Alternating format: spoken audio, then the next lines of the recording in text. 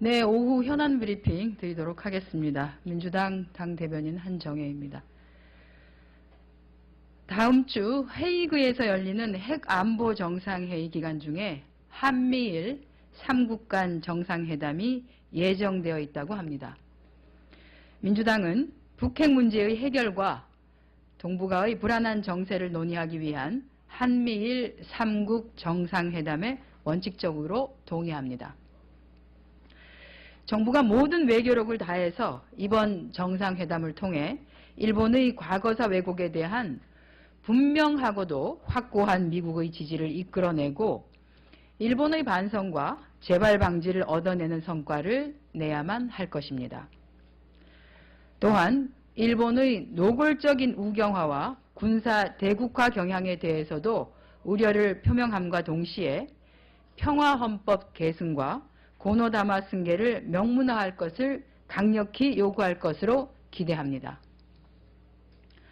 이번 한미일 3국 정상회담은 일본의 역사 왜곡 행위와 위안부 문제 등에 대한 진정성 있는 태도 변화 없이 손목 잡아 끌기식, 보여주기식 이벤트 외교의 들러리성 정상회담이 되지 않아야 할 것입니다. 박근혜 대통령께서 능동적이고 성공적인 외교 역량을 보여주고 돌아오기를 학수 기대하겠습니다.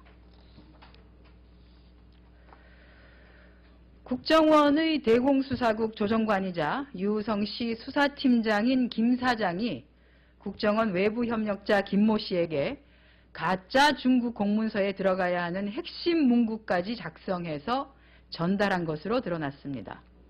또한 국정원이 베이징에서도 중국 중앙정부의 문서를 조작해 한국 대사관의 인증을 받으려고 한 정황까지 드러났습니다. 이쯤 되면 점입가경이라는 단어로도 부족합니다. 국정원 측이 사실상 유씨 측의 논리를 반박할 수 있는 법리적 내용이 담긴 위조문서의 초안을 작성해 준 것, 선양뿐 아니라 베이징 라인까지 가동했다는 것은 국정원이 수뇌부까지 나서서 증거 조작을 시도했다는 것을 보여줍니다. 모든 증거가 국정원 수뇌부의 직접적 개입을 가리키고 있습니다. 자, 이제 남재준 원장이 직접 이 모든 사안에 대해 국민 앞에 국정원 수뇌부의 증거 조작 사건 기획을 직접 해명하고 책임져야 합니다.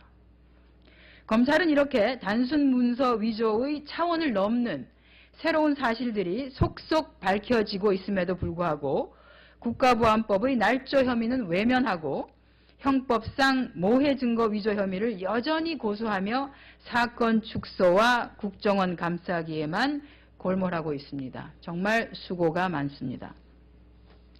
검찰은 사법체계를 유린한 국정원과 한통속, 공범이라는 딱지를 계속 고수할 것입니까? 이런 가운데 AFP와 프랑스 공영방송, 중국 언론 등 주요 외신들이 연일 국정원의 간첩 증거 조작 사건에 대해 비판적으로 보도하고 있습니다.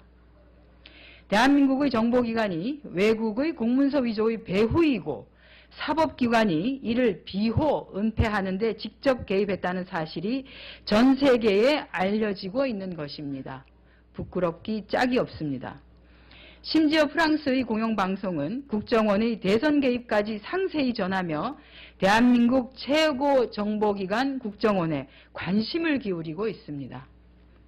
심각한 국격의 실추와 망신이 계속되고 있는 것입니다.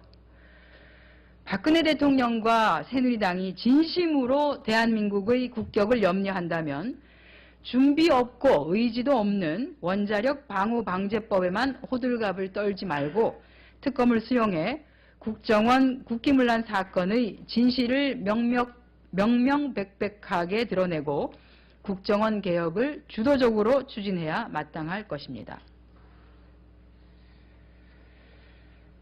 새누리당이 지방선거 여성전략공천을 놓고 최고위원회와 공천관리위원회가 대립하는 내분이 벌어지고 있네요. 특히 새누리당 공천위원 일부는 여성 우선 공천 지역이 어제 최고위원회의에서 의결이 보류되자 공천위원 사퇴 의사까지 내비쳤습니다. 또한 어제는 새누리당의 초재선 의원 69명이 당 지도부를 향해서 경선에서 중립을 지키라고 요구했습니다. 당내 경쟁이 치열해짐에 따라 구태정치라고 비판받고 있는 계파 싸움과 줄서기 경쟁이 곳곳에서 나타나고 있다는 것입니다. 박심공천, 낙점공천, 면접공천, 하명공천이 그 원인이 아닌가요? 새정치민주연합 창당이라는 남의 집 일에만 관심을 가지고 회방을 놓다가 정작 자기 집에 일 돌아가는 상황은 제대로 다스리지 못하는 꼴입니다. 새누리당 지도부에 자신들의 당내 내분과 갈등부터 관리하고 안정을 도모하시라고 당부하고 싶습니다. 네, 이상 오후 현안 브리핑 마치겠습니다.